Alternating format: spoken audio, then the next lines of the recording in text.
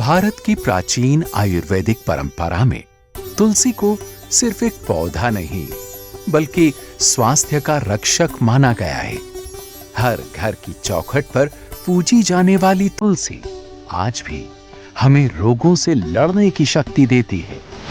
अमूल्य तुलसी ड्रॉप्स में शामिल हैं 5 शक्तिशाली प्रकार की तुलसी: राम तुलसी, कृष्ण तुलसी, वन तुलसी, लेमन तुलसी और बरबरी तुलसी। ये सभी मिलकर बनाते हैं एक प्रभावशाली आयुर्वेदिक फॉर्मूला।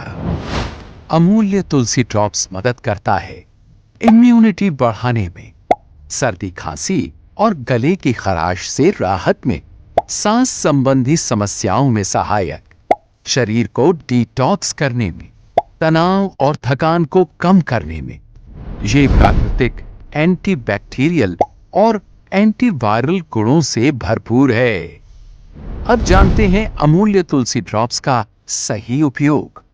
एक ग्लास गुनगुने पानी में 4 से 5 बूंदें अमूल्य तुलसी ड्रॉप्स की डालें। दिन में 2 बार, सुबह खाली पेट और शाम को लें। बच्चों के लिए इसकी मात्रा आधी रखें।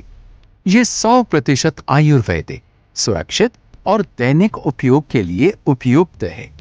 कोई साइड इफेक्ट नहीं, सिर्फ प्रकृति की शुद्ध शक्ति।